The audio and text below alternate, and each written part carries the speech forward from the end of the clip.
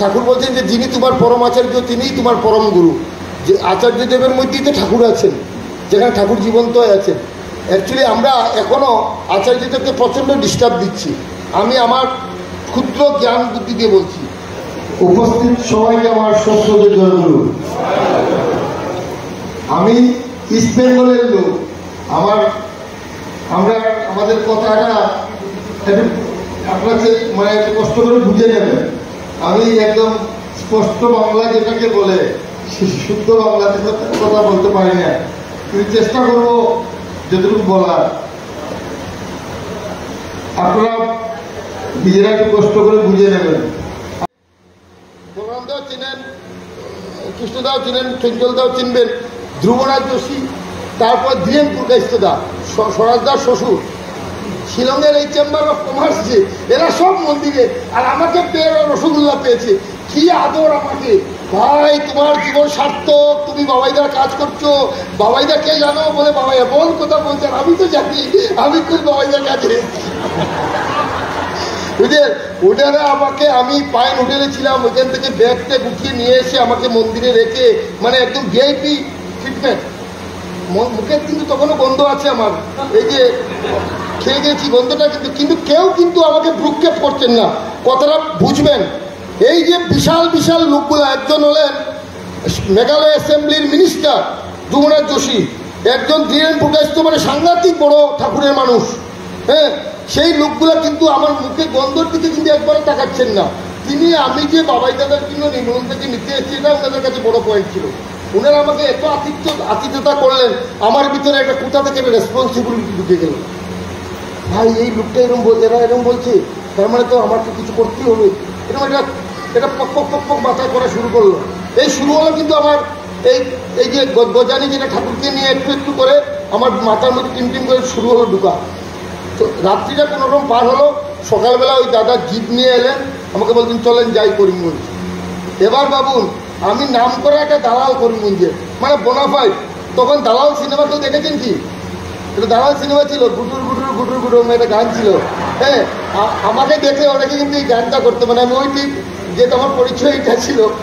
তো আমি যাচ্ছি করিমগঞ্জ, একজন ঋত্বিককে নিয়ে দীক্ষা দেওয়াবো। এবার ভাবুন ঠেলাটা কী ধরনের ঠেলা হতে পারে, এই ঠেলাটা কী ধরনের হতে পারে ভাবুন। আমি সোজা ওনাকে নিয়ে করিমগঞ্জে যে গেছি, আমি প্রায় 7 ঘন্টা লেগেছে জার্নি। 7 ঘন্টার মধ্যে ওনার গাড়ির টায়ার পাংচার হয়েছে, গাড়ি সারিয়েছেন। আমি কিন্তু একটা কথা বলিনি, আমি 7টা ঘন্টাই শুধু নাম করেছি। আর ঠাকুরকে বলছি, ঠাকুর আমি কি করব? একটা দীক্ষা তো আমার কথা কেউ নেবে না, এটা তো আমি জানি শিওর কনফার্ম। কে নেবে আমার কাছ থেকে আমার কথায় দীক্ষা? আরো ছোটো শহর করিমগঞ্জ, সবাইকে চেনে, আমি কি জিনিস সবাই জানে। বলবে আরেকটা নতুন স্কিম নিয়ে এসছে কাজী উদয়। হ্যাঁ, এরকম সবাই ভাবছে, আমি ভাবছি আর নাম করে যাচ্ছি। তখন আমি যখন বাড়িতে পৌঁছানোর আগে আমার যত বন্ধু বান্ধব আছে সবাইকে বললাম যে তোমরা কালকে সবাই চলে আসবে, এখানে দীক্ষা নিতে হবে। কি দীক্ষা কী ব্যাপার নাই, শুধু ফোন করে বলছি যে চলে আসবে। সকালবেলা আমি যে ঘরে থাকি, এখানে আমার বাবা আর আমি আর আমার ছোটো বোন, আর কেউ থাকেন, মা বাবা থাকেন বাড়িতে। তো আমি সকালবেলা যখন ওই প্রায় 30-40টা ছেলে চলে এসছে, বাবা এইগুলা যদি হয়ে যায় তাকে মানিকদের বাঁচবে। হ্যাঁ, ভেবে আমি গেছি বাথরুমে। তো বাথরুমে আগে অভ্যাস ছিল আমার, চা খাবো, একটা সিগারেট জ্বালাবো, জ্বালিয়ে বাথরুমে ল্যাট্রিনে যাবো। হ্যাঁ, তো এটা সিগারেট টেনে টেনে ভাবছি আপনি আসলে জন্ম জীবনে শিখায়, আমি যদি শেষশ্রেণী নিয়ে নেই তাহলে কিন্তু দীক্ষাটা হয়ে যেতে পারে। এটা আমি আমার নিজেকে নিজে যাজন করছি, কিন্তু কেউ মানে আমি নিজেকে করলে বললে বলবে এটা বাবাইদাই করাচ্ছেন। এখন বুঝতে পারছি, তখন তো আমি আমিই করেছি। হ্যাঁ, করতে করতে চলে এলাম নির্মলেন্দ্রের কাছে, দাদা আমাকে শেষশ্রেণী দেন।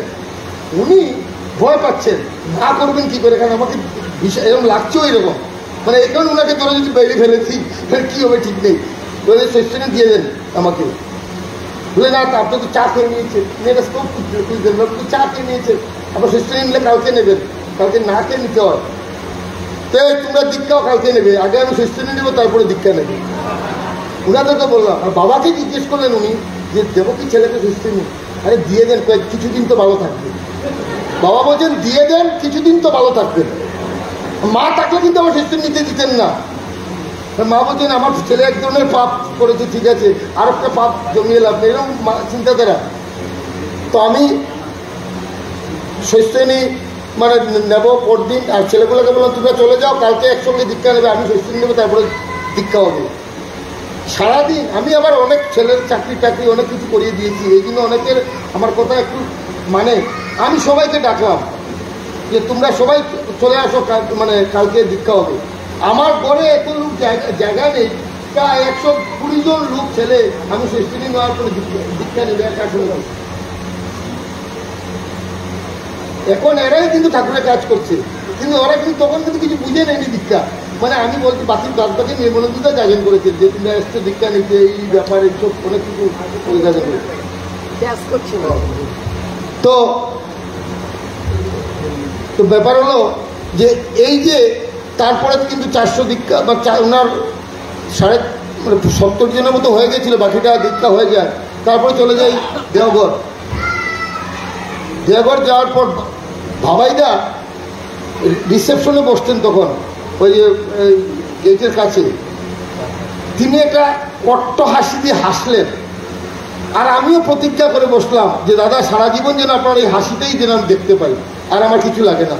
মনে হলো আমার জীবন মানে পুনর্জীবন হয়ে গেল এই হাসির মধ্যে দিয়ে। তারপরে কিন্তু ওই যে কিছুদিনের জন্য ভালো থাকবে যে বাবা বলছিলেন, ঠাকুরের দয়া এখনো কিন্তু ওই মানে এখনো আছি 96 থেকে এখন অবধি। এই বাবাইদার এই হাসিটা দেখার জন্যই দেয়া করছে। আর আমার মনে হয় বাবাইদাদা তো এখন আচার্যদেব, আমি যেটা অনুভব করি, তিনি এখন আমাদের আমরা ঠাকুর বলছেন যে যিনি তোমার পরম আচার্য তিনিই তোমার পরম গুরু।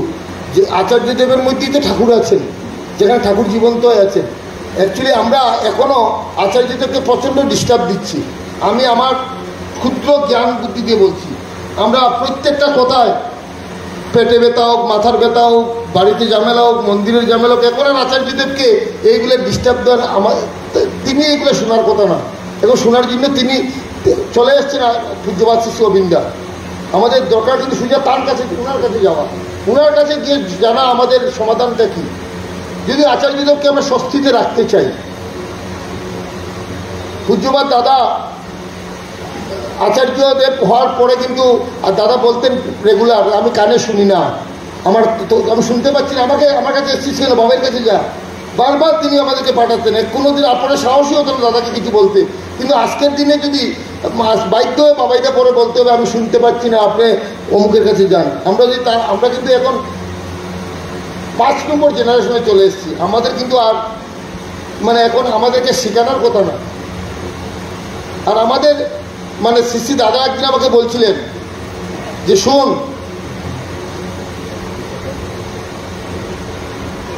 শুনবি সবাই কথা, শ্রদ্ধা করবি সবাই, আর আদেশ মানবি একজনের। আমি আগে অনেকের আদেশ মানতাম, আর দাদা জানি না কেন উনি যত যাই করি না কেন আমাকে মানে এই যে বাড়িতে পাগল কুকুরকে যেরকম আদর করে বিস্কুট খাওয়া, আমাকে এরকম তিনি আদর করতেন। হ্যাঁ, এটা তার অনৈতিক দয়া ছিল। আমাকে ডেকে ডেকে আমি যখনই দেখতেন আমি ইদিক ইদিক করছি, তখন ডেকে বলতে শোন, রাবণ মরল কেন জানিস?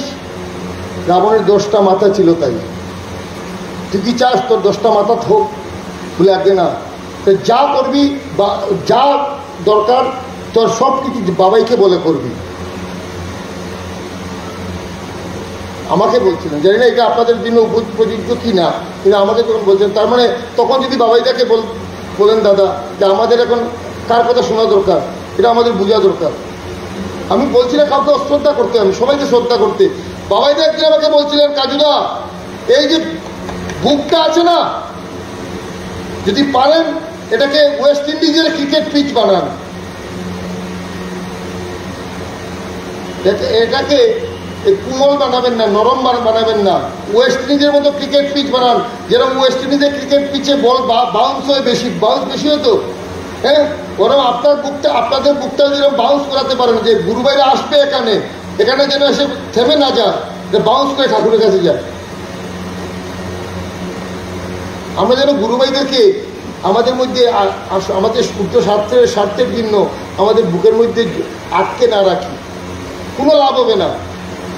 এই চান করে শেষে সেদিন ভয়ঙ্কর কবিতাটা পড়ছি, আর আমি দেখছি আমারও অনেক ডেফিসিয়েন্সিটার মধ্যে খুঁজে পাচ্ছি। এটার মধ্যে কিন্তু সব বলে দিয়েছেন তিনি।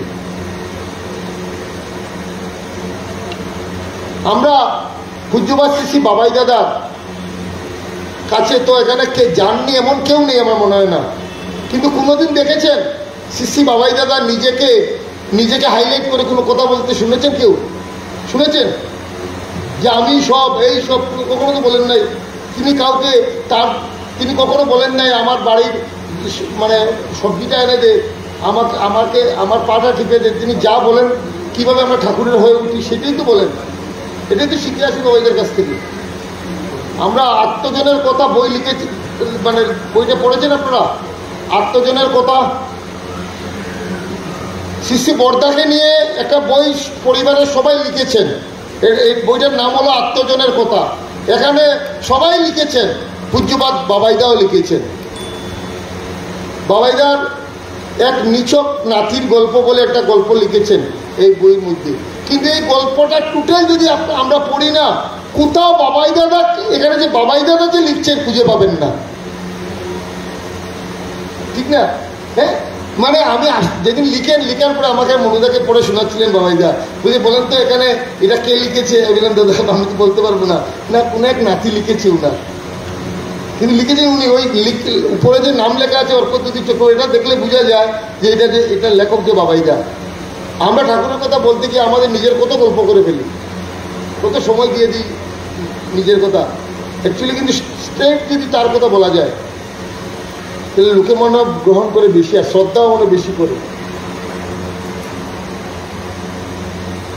আজকে এই যে সুনন্দন দা যাকে আপনারা দেখছেন এখানে এসছেন, উনি কিন্তু বিশাল বড় মানে ওনার কোম্পানিতে কাজ করেন, কিন্তু পূজ্যপাদ অবিন্দ দাদাকে ভালোবেসে উনি সব বাদ দিয়ে কিন্তু এই কাজের সঙ্গে যুক্ত হয়ে আছেন।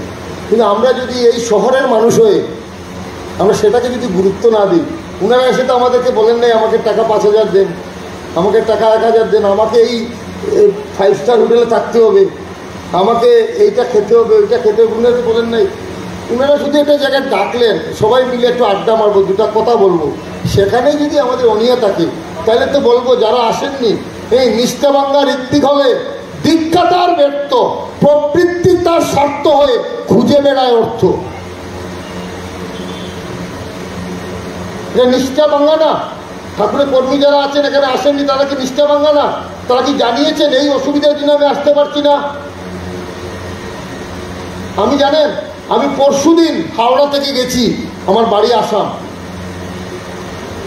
দাদা একটু আনন্দ পাবেন বুঝলাম এখানে আমি যদি আসি, এসে সবার সঙ্গে আড্ডা মারি, তাই চলে এলাম। মানে শুধু দাদা একটু আনন্দ পাবেন। আমি যদি দাদাকে বলতাম যে দাদা আমি মানে মাত্র বাড়ি যাব, আমি দেখলাম আমার জীবনের যদি গোল্ডেন অপরচুনিটির মধ্যে একটা অপরচুনিটি, তিনি আমার কথা ভেবেছেন, আমি এটাকে তো এই চান্স ছাড়বো কেন?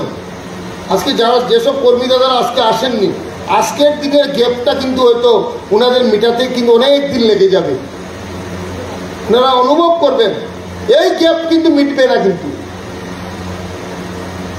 ডিপি ওয়ার্কস যখন প্রথম শুরু হয় তখন আমার জেলাতেই কিন্তু সব থেকে বেশি ডিপি ওয়ার্কস আমরা করেছিলাম, এবং আমি যাদেরকে পাওয়ার মতো লোক আছে এই লিস্টে আমরা সবাই মিলে আমরা কিন্তু সবাই বাড়িতে একবার টাচ করে দিচ্ছি। কাজ হচ্ছে কি না সেটা আলাদা কথা। আমাকে অবিন্দাদা বলছিলেন কাজুদা আপনার একটাই কাজ, বলে কি যে প্রতিদিন দুইটা উপযোজনা কেন্দ্র আর 2টা ডিফল্টার গুরুভাই আপনি জয়গুরু দেবেন, চলে আসবেন। আর ডিপিওয়ার করলে কী হয়, এটা গল্প তো আর শোনার বাকি নেই, সবাই জানি, নতুন করে বলার কিছু নেই। আর পূজ্যপাদ দাদা একদিন আমাকে একটা কথা বলছিলেন, মানে আমি দাদা তখন অসুস্থ, তখন প্রায় বলরামদা যেতেন, আমরাও থাকতাম ওইখানে দেওঘর। দাদা বসতেন উপরের তলায়, তার শোয়ার ঘরের সামনে একটা খাট ছিল, ওই কাঠে বসতেন। দাদার তখন একটা মাইক্রোফোনও লাগানো থাকতো। একদিন দাদা আমাকে তার কাছে একদম ডাকলেন, বললেন এখানে বস। বলেন আজকে অবধি পৃথিবীতে যত ঈশ্বর এসছেন তার মধ্যে ভগবান শ্রীকৃষ্ণই ছিলেন সেরা। আর ভগবান শ্রীকৃষ্ণকেও কিন্তু অস্ত্র ধরতে হয়েছিল, তাই আমার ঠাকুর হলেন সেরা পৃথিবীতে। করমজা শ্রী ঠাকুর বলছেন ঠাকুরের উপর আর কেউ আসেননি যে বিনা অস্ত্র ধরে তিনি কিন্তু এই পৃথিবীকে জয় করে গেছেন। বললেন এটা একটা চ্যাপ্টার। আর আমাদের পরিবারের মধ্যে আমার বাবা যদি মনে করতেন যেভাবে ঠাকুর পরীক্ষা নিরীক্ষা দিয়ে চলে গেছেন, আমার বাবাও কিন্তু পারতেন এভাবে চলতে, তাহলে কিন্তু আর লোকের সঙ্গে বাবার কারোর সঙ্গে কিন্তু মানে ইয়ে হতো না। অনেকে ছেড়ে চলে গেছিল, কেউ যেত না, সবাই ইগোতে যদি তেল মারতেন। আমার বাবা এলেন, এসে ঠাকুরের কথাগুলোকে মেটেরিয়ালাইজ করতে গেলেন ঠাকুরকে মতো করে। এই জন্য অনেকের মতের সঙ্গে আমার বাবার মতের মিলে নাই। তো অনেক ক্ষেত্রে দেখলাম আমার বাবারও অনেক পাওয়ার ছিল, আমিও কিন্তু অনেক পাওয়ার রাখি। আর আমার ছেলে বাবাই আমাদের থেকেও বেশি ক্ষমতা রাখে। আর একটা কথা বলছি, তোদের কাজ করতে হবে কিন্তু অভিনয়ের সঙ্গে খুব সাবধান। এরকম বলেন খুব সাবধান। আমরা কিন্তু কনসিডার করি, বলছেন আমি হোক বাবাই হোক, আমার বাবা আমরা কনসিডার করি, একটা ভুল করে ফেলেছে ডেকে এনে কনসিডার করি। কিন্তু অভিন যদি একবার মুখ ফিরিয়ে নেয় আর কিন্তু অভিনের মুখ ফিরাতে পারবি না, তাই সাবধান। কিন্তু অভিন যদি জিজ্ঞেস করে কি কৃষ্ণদা খেয়েছেন, আর কৃষ্ণদা যে রিপ্লাই দেবেন খেয়েছেন কিনা, তাতেই কৃষ্ণদা সম্বন্ধে অভিনদা সমস্ত আইডিয়া করে নেবে যে কৃষ্ণদা কিরকম মানুষ।